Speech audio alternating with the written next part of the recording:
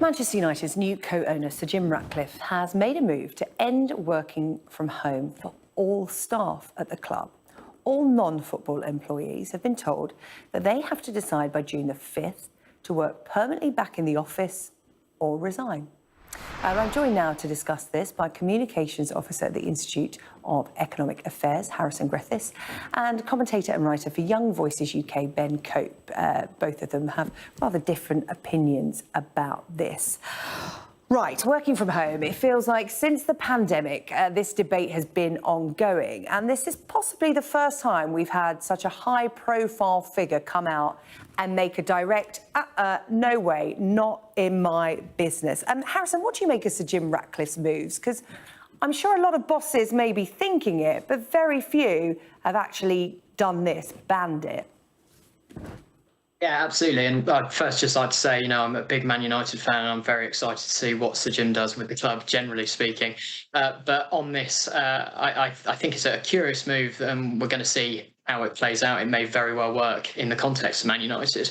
What I'm really particularly worried about, though, is that there is a bit of a crusade to cast all working from home as perhaps some kind of inherently unproductive, perhaps inherently lazy enterprise. And I think, when we look at the evidence across different sectors, across the whole economy, we see a very mixed bag. What works for some companies, what works for some sectors, what works for some individuals doesn't work for others, and that's absolutely fine. But we should embrace the difference. I'll be interested to see whether what Sir Jim's done here with Man United actually pays off, or whether perhaps they lose a lot of good employees who had enjoyed the greater flexibility and the greater work-life balance that came from working from home. That's how business works. Sir Jim knows it much better than me. That's why he's got a lot more money and experience than me. But I'd be intrigued to see how it plays out, because this is a really interesting live natural experiment. Well, there you go, Harrison. If you want to be the next Sir Jim Ratcliffe, maybe you should head back to the office 7 days a week. But just playing devil's advocate here, Sir Jim Ratcliffe said he's found that productivity falls with working from home. He cited a 20% drop in email traffic at one of his companies when it trialled work from home Fridays. Harrison, you say you're productive when you work from home. Ben Cope, do you think that's the case for most people? Do you think that productivity stays at high when you work from your home office as it does in an office in a high-rise building or whatever? I think the truth is that for most people, they are less productive when they work from home. I agree with Harrison's point that there will be differences across, different sectors, different companies, different personality types. But I think on the whole, I do think people are less productive. I think we all have friends who kind of boast about their sort of fairly kind of cushy lifestyles working from home. Well, they'll kind of set alarms for 8:55, slump to their desks, and dawdle the way through the day and sign off quickly at 5 p.m. And maybe that's a sort of slight caricature, but I think a lot of executives like Sir Jim are sort of following a bit of there's a broader trend here that during the pandemic, many businesses were obviously forced, particularly with office workers, to shift work remotely. There was a lot of optimism about that. This could be a new progressive movement of some sort. But I think the evidence is in it. For a lot of executives have seen it, that the workers are simply less productive. And I don't think this is a sort of particularly. I don't think Sir Jim has gone first here. I think there has been a sort of a general shift where businesses are trying to get their staff back into the offices simply because they want them to do more and better work. Harrison, what do you make of that? Because, a lot of people now talk about work-life balance. And if the pandemic taught us anything, it is that. The work-life balance is so important. And people, in an ideal world, want to work to live, not live to work. But you do find that people who work from home perhaps do it to suit their lifestyles rather than their employers, which is fair enough. Out of interest, Harrison, what days do you work from home? I usually work from home 2 or 3 days a week, alternating weeks. It's highly dependent on whether I'm. Yes, usually. Yeah. But I won't be tomorrow, so it's highly dependent on whether I'm actually needed in the office for meetings and the like. However you want to structure your week is fair enough. I'm not casting judgment, but it goes back to something that Ben said, is that, straw poll, most people you talk to, if they say, our bosses are giving us the choice of working 2 days from home, those days will be Monday and Friday. And there's a reason for that. an extended weekend. So Harrison, the question is, do people really work as productively at home on a Monday and Friday than they would do at the office, if we're being honest?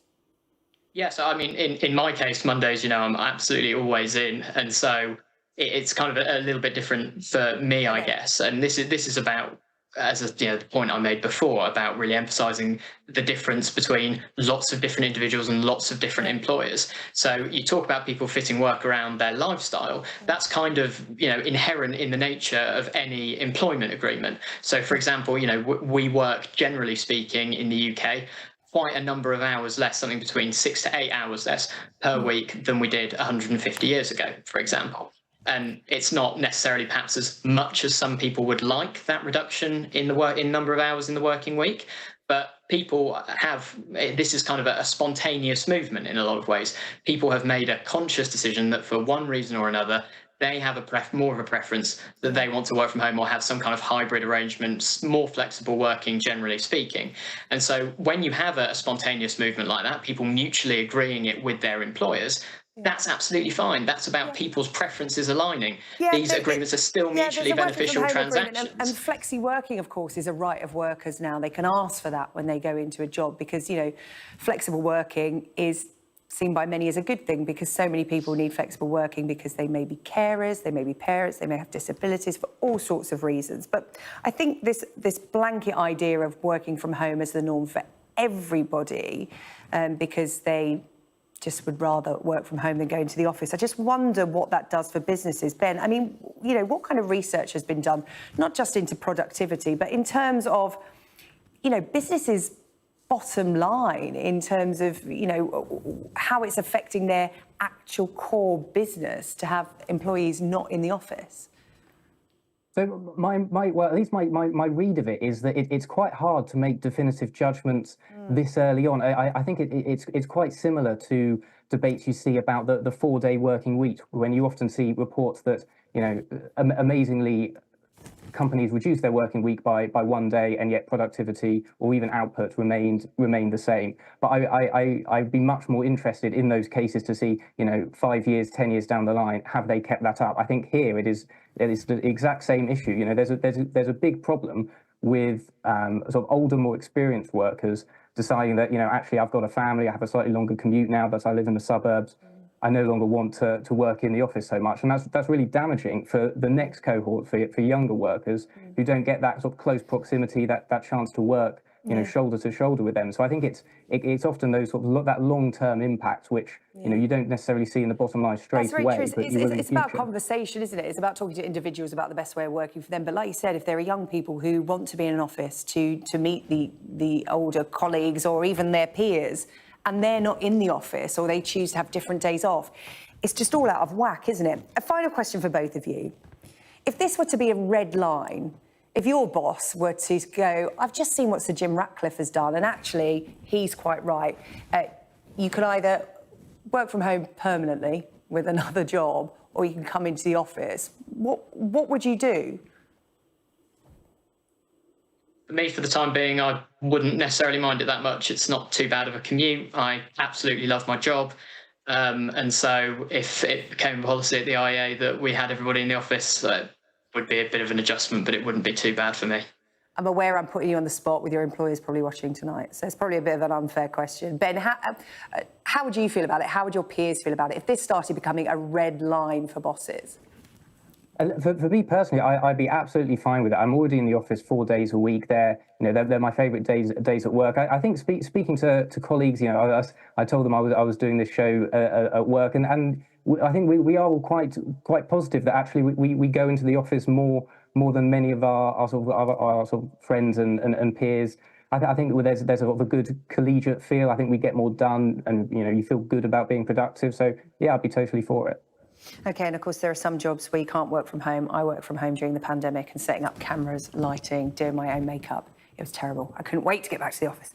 Harrison Griffiths and Ben Cope, thank you so much for your time. Harrison Griffiths, Communications Officer at the Institute of Economics Affairs. Ben Cope, commentator and writer for Young Voices UK. Great to have your contribution tonight. Thank you.